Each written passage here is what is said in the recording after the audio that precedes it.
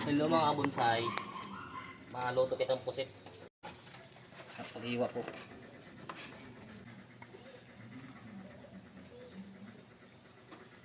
Tapos ini mga kabonsay, ini ata na ito mga kabonsay. Ini siya mga kabonsay oh. Ihalo tayo ni sa pampalasa sa adobo. Halo ta na isang daitom para mas manamit pa siya na may sini. Tapos ini ang mga kabonsay na panpano. Prituhon ko naman ini. Duway siya kabilog. Na impadara sa ako ni Papa kag ni Mama. Mga kabonsay, tapos ko na iwahiwaan lokos. Wala gani ako sa bawang, tapos paminta, sibuyas, tapos ayan, kita ka na.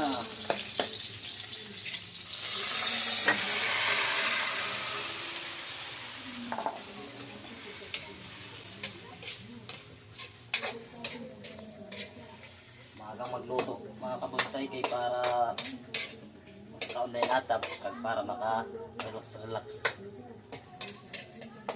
Ihalo tagalian ng iya ata na ininata niya para padagdag sa namit sa timplada san sa pusit. Siyempre, butangan tan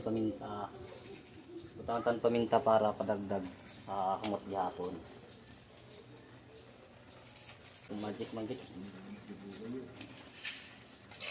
Pusit. Namit ini yan.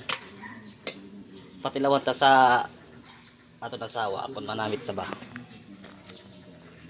Mahal, tilawan niya ang akong niluto, mahal. Siyempre, patilawon ta natin pinakamaganda na asawa. Ano masabi mo sa niluto ko? Namit. Salamat, kabonsay.